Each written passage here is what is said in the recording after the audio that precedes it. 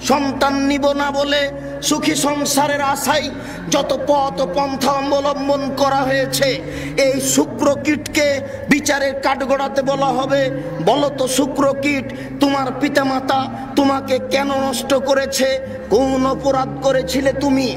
যেই বাচ্চাকে জীবিত মাটিতে পুঁতে দেওয়া হয়েছে, সেই বাচ্চাকে বিচারের কাঠগড়াতে জিজ্ঞাসা করা হবে, বলো তো বাচ্চা, তোমার পিতামাতা তোমাকে কোন অপরাধে মাটিতে পুঁতে দিয়েছে? এটা বাস্তব।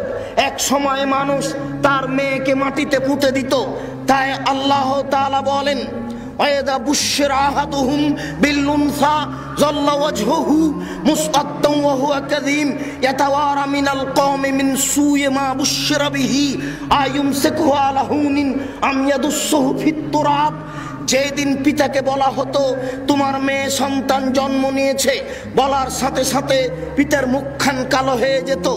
সে চিন্তা করত কি করি। মানুষ সমাজে যেত না, লুকিয়ে থাকতো, লজ্জা করত যে মেয়ে যদি রেখে দিই অপমান সুনিশ্চিত, মেয়ে যদি রেখে দিই অপমান সুনিশ্চিত, বড় হবে বের হয়ে যাবে, আমাকে অপমান হতে হবে, অনেক ঝামেলা আমার উপরে চেপে আসবে। আর যদি মাটিতে পুঁতে দিই তাহলে বালাই চলে গেল।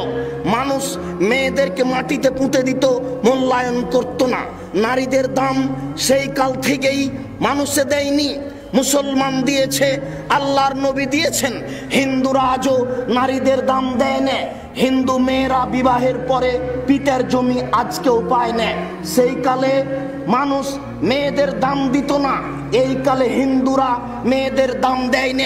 ইহুদি খ্রিস্টান কোনোদিনই নারীদের দাম দেয়নি, আজও দেয় না। যদি কোনো ইহুদি মেয়ের, যদি কোনো খ্রিস্টান মেয়ের ঋতু হয়, তাহলে তার স্বামীরা বলে, ছি ছি ছি, তুমি পচে গেছো, তুমি বাড়ির পিছন দিকে থাকো, তুমি বিছনায় স্পর্শ করো না, তুমি পাতিল স্পর্শ করো না, তুমি প্লেট স্পর্শ করো না। তাহলে তারা নারীদেরকে ঘৃণা করে। হিন্দু নারীদের ঘৃণা করে, ইহুদি নারীদের ঘৃণা করে, খ্রিস্টান নারীদের ঘৃণা করে। আর অতীতের লোকেরা নারীকে জীবিত মাটিতে পুঁতে দিত। পক্ষান্তরে নবী করিম সাল্লাল্লাহু আলাইহি সাল্লাম নারীদের মান দিয়েছে।